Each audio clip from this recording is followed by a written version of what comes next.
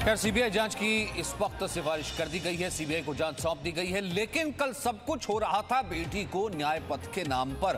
क्या वो सिर्फ और सिर्फ शक्ति प्रदर्शन नहीं था तो और क्या था? सबसे पहले 10 बड़ी खबरें आपको फटाफट बता देते हैं। हाथरस में क्या है? उत्तर प्रदेश सरकार ने सीबीआई जांच के आदेश दे दिए हैं। उच्च स्तरीय बैठक के बाद सरकार ने फैसला लिया। पीड़िता के परिवार से राहुल प्रियंका ने मुलाकात की है। बंद कमरे में राहुल प्रियंका ने करीब 1 घंटे तक बातचीत की। पीड़िता के परिवार से अपर मुख्य सचिव गृह डीजीपी मिले हैं।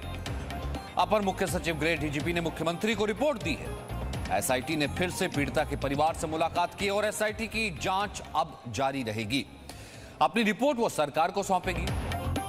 परिवार का कहना है कि जांच कोई भी करे, हमें न्याय चाहिए। आज हाथरस शहर में स्वर्णों की पंचायत भी है।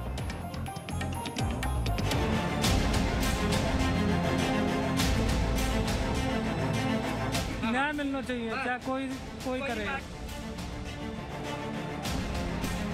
मैं इसे कांग्रेस की जीत, मौजूदा उत्तर प्रदेश सरकार की हार के तौर पे देखता हूं। सीबीआई करेगी हाथरस के गुनहगारों का हिसाब।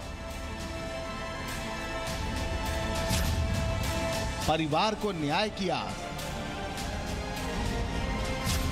कांग्रेस सोचे खत्म हो राजनीतिक बनवास। इस दर्द ने पूरे देश का कलेजा चीर दिया। एक मां के आंसुओं का सैलाब पूरे देश को डुबोए जा रहा है। सवालों में उत्तर प्रदेश की पुलिस है तो अब मुख्यमंत्री योगी आदित्यनाथ ने इंसाफ का जिम्मा सीबीआई के हवाले छोड़ दिया है। उत्तर प्रदेश के मुख्यमंत्री योगी आदित्यनाथ ने हाथरस मामले की सीबीआई जांच के आदेश दिए हैं। बताया जा रहा है कि सीएम योगी आदित्यनाथ ने उच्च स्तरीय बैठक के बाद फैसला लिया। सीबीआई जांच की सिफारिश से पहले उत्तर प्रदेश के अपर मुख्य सचिव गृह अवनीश कुमार अवस्थी और डीजीपी हितेश चंद्र अवस्थी ने हाथरस में पीड़ित परिवार से मुलाकात की, जिसके बाद ये फैसला किया गया। मुख्यमंत्री योगी आदित्यनाथ ने इसे लेकर ट्वीट भी किया। हाथरस के दुर्भाग्यपूर्ण घटना और जुड़े सभी बिंदुओं की गहन पड़ताल के उद्देश्य से इस प्रकरण की विवेचना सीबीआई के माध्यम से कराने की संस्तुति की जा रही है। इस घटना के लिए जिम्मेदार सभी लोगों को कठोरतम सजा दिलाने के लिए हम संकल्पबद्ध हैं। हालांकि सीबीआई जांच के फैसले के साथ ही सियासत अपना नफा नुकसान ढूंढने लगी है। कांग्रेस इसे अपनी जीत बता रही है और समाजवादी पार्टी कह रही है हम तो पहले दिन से ही सीबीआई जांच की मांग कर रहे थे। मैं इसे कांग्रेस की जीत, मौजूदा उत्तर प्रदेश सरकार की हार के तौर पे देखता हूं। उन्हें घुटने टेकने पड़े कांग्रेस कार्यकर्ताओं की शक्ति, दबाव और लोकतांत्रिक ढंग से किए गए आंदोलन से। हाथरस का पीड़ित परिवार लगातार योगी सरकार पर, उनके सिस्टम पर, उनकी जांच पर सवाल खड़ा कर रहा था। पूरा देश उस परिवार के साथ खड़ा था। जब पूरी देश के आवाज के सामने विवश होकर के आज योगी जी ने सिफारिश की है सीबीआई जांच की। तो सवाल ये है कि सियासत को बेटी के लिए न्याय चाहिए या अपने लिए वोट? क्योंकि जो लोग उत्तर प्रदेश सरकार को कटघरे में खड़ा कर रहे हैं वो क्या सीबीआई जांच पर भरोसा कर पाएंगे? हाथरस से राजू राज, विशाल पांडे और ब्रह्म प्रकाश दुबे के साथ ब्यूरो रिपोर्ट, जी मीडिया। अब आपको सुनवाते हैं पीड़िता के परिवार ने सीबीआई जांच और राहुल प्रियंका मुलाकात के बाद क्या कहा। मंत्री ने अभी सीबीआई जांच के आदेश दिए हैं, बस आपको भरोसा है? हमें तो न्याय मिलना चाहिए, हमें चाहे न्याय मिलना चाहिए, चाहे कोई करे। आप बताइए, अभी मुख्यमंत्री ने जांच के आदेश दिए हैं सीबीआई जांच के, अब क्या कहना है आप लोगों का? लगता है कि हम लोग तो कहते हैं कैसे भी करके हम बहन करने, चाहे सुप्रीम कोर्ट से मिले चाहे कुछ भी करके मिले। ठीक है, हमें तो बस न्याय चाहिए बस, और कुछ नहीं। जो हमारे जो दलित समाज का जो भी हुआ है उसके साथ। बिल्कुल। अब आप लोगों को भरोसा है सीबीआई जांच से और इंसाफ होगा? जो पहले आप लोगों को लग रहा था कि लोकल प्रशासन डरा धमका धमाके तो हमने पैसा लगाया था वर्षों तक। हमने बोला है हमारे साथ पुलिस ऐसे व्यवहार कर रही है, डीएम से ऐसे व्यवहार कर रहे हैं, जब जाकर थोड़ा ये माहौल थोड़ा हुआ है। अब आपको सीबीआई जांच के बाद भरोसा है कि न्याय होगा? जी नहीं, हमें तो पता नहीं क्या होगा। सब लोग बोले कोई कुछ भी हो, हमें चाहे CBI जांच हो चाहे कुछ भी हो, हमें न्याय चाहिए। बिल्कुल। तो परिवार न्याय मांग रहा है, कह रहा है कि कोई भी एजेंसी जांच करे उसको फर्क नहीं पड़ता, लेकिन उसके साथ इंसाफ होना चाहिए। खैर, परिवार ये कह रहा है कि न्याय होना चाहिए, जांच भले आप किसी से भी करवाइए, लेकिन परिवार को अगर न्याय मिलेगा, इसमें किसी दल की जीत कैसे हो सकती है? जैसा कांग्रेस के नेता कह रहे हैं, ये तो कांग्रेस की जीत है और सरकार की हार है। दरअसल हाथरस केस में पीड़िता के साथ कौन कौन है, ये सबसे बड़ा सवाल है। योगी सरकार ने पहले SIT जांच के आदेश दिए, अब CBI जांच के आदेश दे दिए गए हैं। कांग्रेस की राजनीति चमकाने की कोशिश आपने कल देखा कि DND पर जिस तरीके से शक्ति प्रदर्शन हुआ, तमाम यूथ कांग्रेस के नेता झंडे बैनर के साथ हंसते खेलते और ठहाके लगाते नजर आए, शक्ति प्रदर्शन करते नजर आए। हाथरस केस में कौन है पीड़िता के साथ, आप समझ सकते हैं।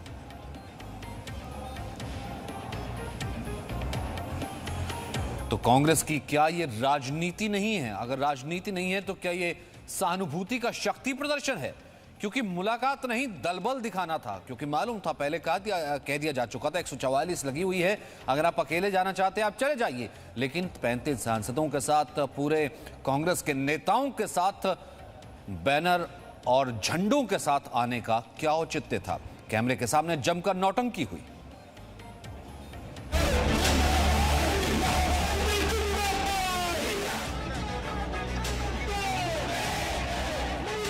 दिल्ली से नोएडा तक, आगरा से अयोध्या तक, हाथरस पर शहर शहर हाहाकार है। पर सवाल ये कि बेटी को न्याय कब मिलेगा? और उससे भी बड़ी बात ये कि राजनीतिक दलों के लिए ये मुद्दा सियासत का है या न्याय की लड़ाई। वायनाड से कांग्रेस सांसद राहुल गांधी कल देर शाम हाथरस पहुंचे। राहुल गांधी के साथ उनकी बहन और कांग्रेस की महासचिव प्रियंका गांधी वाड्रा भी थी। यहाँ उन्होंने पीड़ित परिवार के घर जाकर मुलाकात की।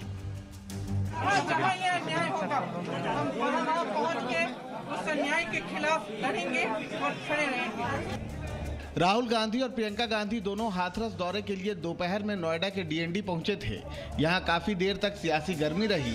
ठीक 2 दिन पहले की तरह माहौल बनाने की कोशिश की गई, लेकिन योगी सरकार ने कांग्रेस के दावों को फेल करते हुए 5 जनप्रतिनिधियों को हाथरस जाने की इजाजत दे दी। इसके बावजूद भी राहुल गांधी की राजनीति थमी नहीं।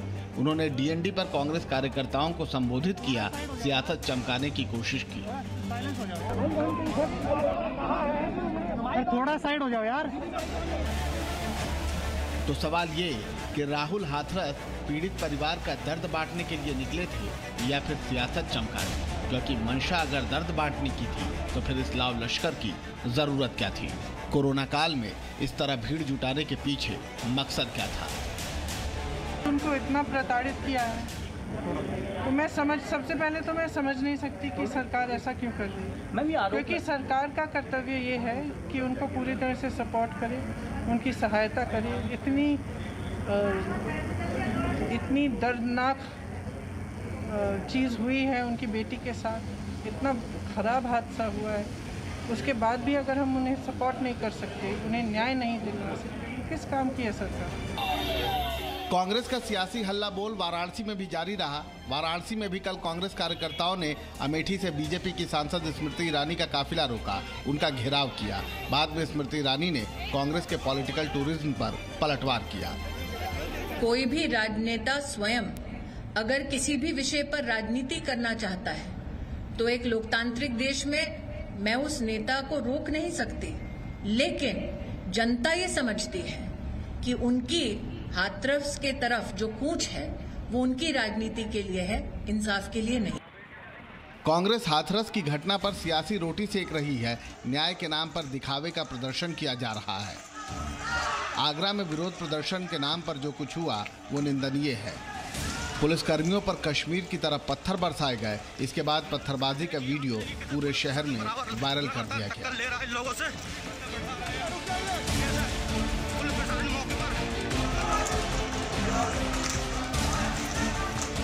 हाथरस की घटना को लेकर कांग्रेस की कथनी और करनी में अंतर साफ नजर आ रहा है और इसीलिए सवाल बड़ा है कि क्या न्याय की लड़ाई को हाईजैक करना चाहती है कांग्रेस? ब्यूरो रिपोर्ट, जी मीडिया। तो कल जिस तरीके से गाड़ी निकली थी, जिस तरीके से प्रियंका ड्राइव कर रही थी और साथ में राहुल गांधी बैठे हुए थे, तो सवाल तब से यही है कि अगर देश की हर बेटी को न्याय दिलाना है तो क्या यही जीपीएस जो कि लेकर के हाथरस गया था वो राजस्थान भी लेकर के जाएगा? क्या राजस्थान में अपनी सरकार के खिलाफ भी आवाज उठाएंगे और वहां पे बेटियों को भी न्याय दिलाएंगे? क्योंकि अब आपको समझाते हैं इस पूरे मुद्दे पर कैसे राजनीति हुई है, सत्ता और विपक्ष की भूमिका क्या रही ये बताते हैं। अगर सत्ता पक्ष पर आरोप लगे तो विपक्ष का व्यवहार बेहद गैर जिम्मेदाराना रहा। बेशर्म राजनीति से ज्यादा कुछ नहीं देखा गया। केवल हाथरस की बेटी की चिंता सबने की, राजनीति की रोटी सेकने की कोशिश की गई। एक तरफ योगी सरकार लगातार कार्रवाई की बात करती रही, दूसरी ओर विपक्ष हंगामा करता रहा।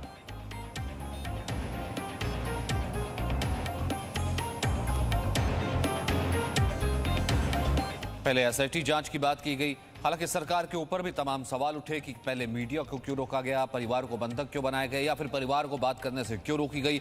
इस मामले को अगर इतना तूल ना दिया जाता तो इतनी राजनीति नहीं होती, लेकिन उसके बाद इसे राजनीतिक अवसर के तौर पर कांग्रेस ने तुरंत झटका, पूरा डीएनडी से लेकर के आम आदमी तक को परेशान किया। और उसके बाद ये देखिए झंडे बैनर से जैसे एक रैली में जाने के लिए सैकड़ों कार्यकर्ता निकलते हैं, हजारों लोग निकलते हैं, कुछ वैसा ही कल हमने देखा दृश्य था इस पूरे रास्ते पर। वहीं पीड़ित परिवार का आरोप है कि डीएम उन पर दबाव बना रहे हैं। वहीं 2 वायरल ऑडियो पर पीड़िता के भाई ने कहा है कि वो किसी भी राजनीतिक पार्टी के दबाव में नहीं है।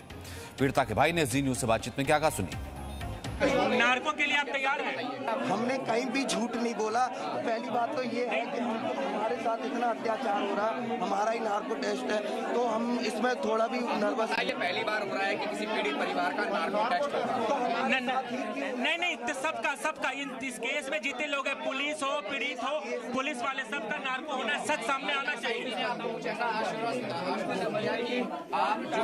किस तरीके का डीएम की तरफ से क्या किस तरह का दबाव बनाया जा रहा था? डीएम यही बोलते हैं, वो लोग ये इस बात का अभी तक जवाब नहीं दे पा रहे कि बॉडी को क्यों जला। वो लोग काफी बहाने बना रहे हैं कि मतलब पोस्टमार्टम करते हैं, हथौड़े से सर फोड़ते हैं तो, और बॉडी को पूरा फाड़ देते हैं, तुम लोग नहीं देख पाते, 4 दिन तक रोटी नहीं खा पाते। आपने बात किया है, किसने लिख किया जो बात आपकी बात हो रही है? कौन सा वाला ये ऑडियो? जिसमें आप राहुल गांधी प्रियंका गांधी का बताता हूँ। वो 2 लोग आए हुए थे, वो लोग हमसे सिर्फ ये बोल रहे थे कि आपसे प्रियंका गांधी, राहुल गांधी मिलना चाहते हैं। तो हमने साफ मना कर दिया कि हम अभी घर से कहीं बाहर नहीं जाएंगे, हम पे काफी पहरा हुआ है और हम किसी के दबाव में नहीं आना चाहते। जब इन लोगों के दबाव में नहीं आए तो हम किसी भी पार्टी के दबाव में नहीं आएंगे। और जो बात कर रहे थे वो मैं बता दूं, कोई नेता नहीं थे, वो सिर्फ हमें समझा रहे थे कि 50 लाख मुआवजे की बात कर रहे थे, 50 लाख दिलवा देंगे, ये बातचीत हुई आपके साथ? हमारे साथ अभी ऐसी कोई बातचीत नहीं हुई। अगर उस वक्त पुलिस ने ही अपना काम ढंग से किया होता तो क्या एसआईटी की नौबत आती, और एसआईटी के बाद अब सीबीआई की आवाज उठती, और क्या बाकी राजनीतिक दलों को इस पर राजनीति करने का मौका मिलता? हुआ क्या? सबसे पहले स्थानीय पुलिस के पास मामला आया। स्थानीय पुलिस ने आनन फानन में जिस तरीके से परिवार को रोका मीडिया से बात करने से, उसके बाद अंतिम संस्कार रातों रात कर दिया गया, उस पर भी तमाम सवाल उठे। फिर उसके बाद जो पहरा पूरे गांव पर हमने देखा, जिस पुलिस की पाबंदी देखी, मीडिया के ऊपर रोक देखी, और उसके बाद एसआईटी जांच की सिफारिश कर दी गई। एसआईटी के लोग पहुंचे, टीम गांव में पहुंची, कहा गया कि एसआईटी की जांच हो रही है, इस कारण से अभी किसी भी तरीके का परिवार से मिलना या परिवार का मीडिया से मिलना ठीक नहीं होगा। लेकिन जब ज्यादा दबाव हुआ, जब कल हमने देखा कि गृह सचिव पहुंचे थे और उसके बाद डीजीपी पहुंचे थे, सीबीआई जांच की सिफारिश की गई और मुख्यमंत्री ने ट्विटर पर इसकी जानकारी दी।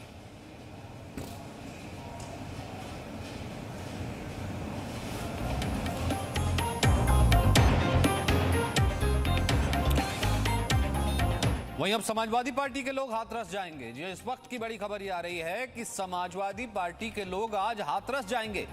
कल तक ये सवाल उठ रहा था कि समाजवादी पार्टी, जो ये बात हो रही थी, समाजवादी पार्टी अगर ये कह रही थी कि इस पर योगी सरकार फेल है कि वो ये अपने राज्य में किधर हैं, वो उनके कार्यकर्ता किधर हैं, तो आज हाथरस जाने की तैयारी है समाजवादी पार्टी के लोगों द्वारा। समाजवादी पार्टी के कार्यकर्ता आज हाथरस जाएंगे। आरएलडी भी आज हाथरस कूच की तैयारी कर रही है। अब जब सीबीआई जांच की सिफारिश कर दी गई है, सीबीआई को जांच दे दी गई है, सीबीआई के हाथ में कमान है, अब ऐसे में राजनीतिक तूल देना ही इसका एकमात्र मकसद है, या और क्या मकसद हो सकता है? क्योंकि आज समाजवादी पार्टी के लोग भैया हम पीछे रह गए, क्योंकि कल कांग्रेस ने अगर लाइमलाइट ले ली तो आज वो जाएंगे हाथरस।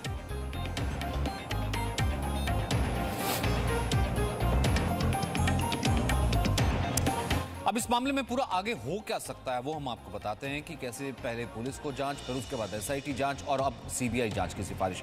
केंद्र से सीबीआई जांच की सिफारिश कर दी गई है। केंद्र सरकार सीबीआई जांच का आदेश देगी, क्योंकि राज्य ने कह दिया कि सीबीआई जांच होनी चाहिए। सीबीआई अब इसमें केस दर्ज करेगी। इस मामले में आगे क्या होगा, और यूपी पुलिस के एफआईआर पर ही केस दर्ज होगा। जो एफआईआर यूपी पुलिस ने दर्ज किया था उसी पर ही केस दर्ज होगा। यूपी पुलिस से सीबीआई सभी दस्तावेज, अब तक की जांच के जितने डॉक्यूमेंट्स हैं वो ले लेगी। अगले 2 से 4 दिन में ये प्रक्रिया पूरी हो जाएगी और इसके बाद सीबीआई जांच शुरू कर देगी। हालांकि मुख्यमंत्री ने स्पष्ट किया कि एसआईटी जो जांच चल रही है स्पेशल इन्वेस्टिगेटिव टीम की, वो जांच चलती रहेगी। एसआईटी जांच करती रहेगी और एसआईटी अपनी जांच की रिपोर्ट सरकार को सौंपेगी, राज्य सरकार को सौंपेगी। वहीं राज्य सरकार ने सीबीआई जांच की सिफारिश कर दी, अब केंद्र सरकार इसका आदेश देगी। शोएब इस वक्त हमारे साथ मौजूद है। शोएब, परिवार ये कह रहा है कि जांच आप किसी से भी करवाइए, न्याय होना चाहिए। इस बीच नार्को और तमाम चीजें की बात उठ रही है। समाजवादी पार्टी को क्या लग रहा है कि कल वो पीछे रह गई थी इस राजनीतिक होड़ में, इस कारण से आज वो पहुंचेगी? क्योंकि खबर ये आ रही कि आज उनके कार्यकर्ता पहुंचने वाले हैं, वहां पर राजनीति होने वाली है।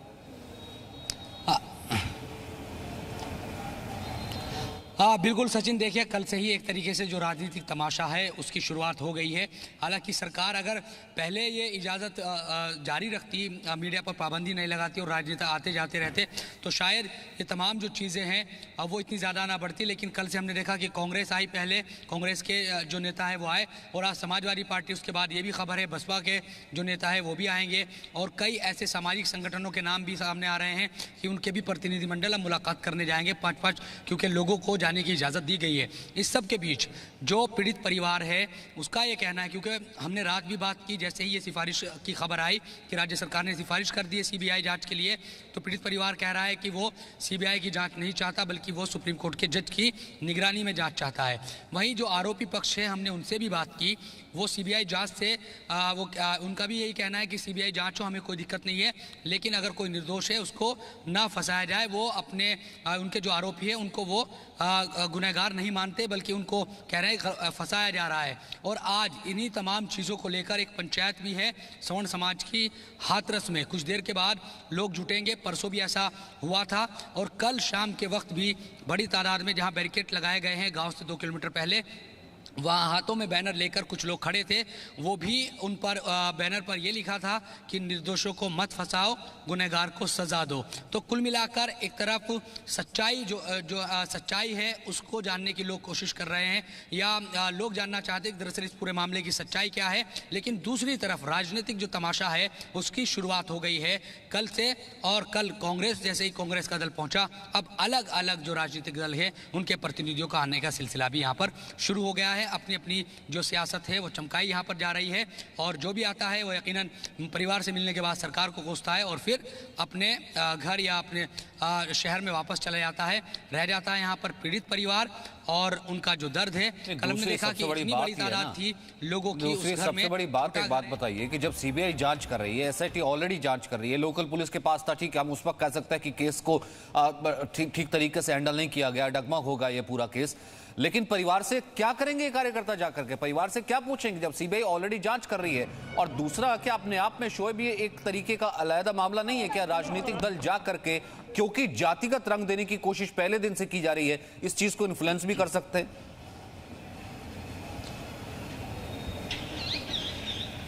बिल्कुल सचिन, देखिए जातीय तनाव है इलाके में। हम पिछले 4 दिनों से यहाँ पर घूम रहे हैं, जो आसपास के गांव हैं वहाँ भी हम गए। इनपुट से पुलिस के पास बाकायदा खुफिया तंत्र को सक्रिय किया गया है कि हालात इतने ख़राब ना हो कि जातीय टकराव यहाँ पर पैदा हो जाए। और जो अब स्थिति बन रही है यकीनन वो प्रशासन के लिए परेशानी का सबब ना बन जाए, क्योंकि एक तरफ पॉलिटिक्स, इस पूरे मामले पर राजनीति इसमें घुसा दी गई है एक तरीके से, और लगातार बयानबाजी का जो सिलसिला है वो हो रहा है। वहीं जो दूसरा पक्ष है उसको ये लग रहा है कि उसकी आवाज़ को सुना ही नहीं जा रहा है, वो कुछ कहना चाहता है। इसीलिए परसों भी सैकड़ों लोग जुटे थे और आज फिर शहर के अंदर जो पूर्व विधायक है वो इसकी नुमाइंदगी या नेतृत्व कर रहे हैं और यहाँ पर एक पंचायत स्वर्ण समाज की बुलाई गई है। तो कुल मिलाकर ये कहा जा सकता है कि जातीय टकराव ना पैदा हो जाए, इसके लिए तो प्रशासन को पहले से तैयारी करनी होगी और वो इस सिलसिले में कदम उठा रहा है। लेकिन जो पॉलिटिक्स यहाँ पर की जा रही है और लगातार अब अलग अलग दल यहाँ पर आने की कोशिश कर रहे हैं और आ रहे हैं। सुबह से ही हम देखते हैं कि 7-8 बजे के बाद से ही बैरिकेड्स पार करने की कोशिश शुरू हो जाती है, क्योंकि 2 दिनों तक तो पाबंदी थी। लेकिन कल जब से मीडिया और फिर उसके बाद राजनीतिक दलों को जाने की इजाज़त दी गई, उसके बाद लगातार लोग गाँव जा रहे हैं। और उस घर में कल शाम के वक्त हमारी परिवार से रात तकरीबन 9 बजे जब मैं उस घर में था, मैंने परिवार के लोगों से, कुछ औरतों से पूछा कि आप लोगों ने खाना खाया? तो उन्होंने यहाँ तक कहा कि सुबह से हम परेशान हो गए हैं, भीड़ इतनी है, ना हम खाना बना पा रहे हैं ना हम खा पा रहे हैं। और अलग अलग लोग जब आ रहे हैं, अलग अलग बातें हैं। अब ये भी चीज़ है सचिन जी कि वो लोग परिवार बहुत ज़्यादा पढ़ा लिखा नहीं है, जाहिर सी बात है। तो जो भी सवाल उनसे किया जाता है, कोई शब्दों का चयन इस तरह नहीं है कि वो शब्दों का ठीक प्रकार सही से चयन कर पाए, तो अलग अलग बयान उनके हो जाते हैं। ये तमाम चीज़ें यहाँ पर नज़र आ रही है। नहीं, जाहिर सी बात है। और आज क्या रहने वाला है, अगर संक्षिप्त में अंत में मैं ये भी पूछूं?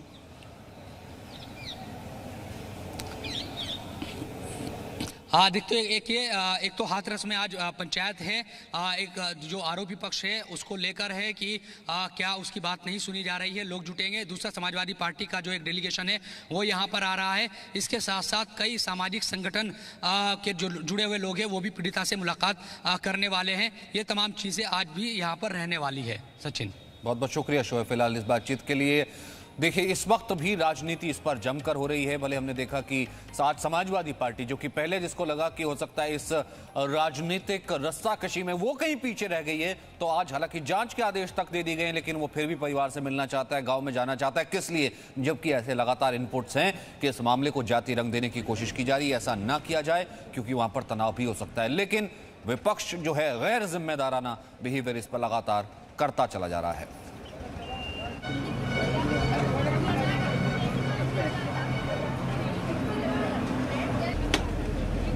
Presenting B News app, available on Google Play and App Store. Download it now.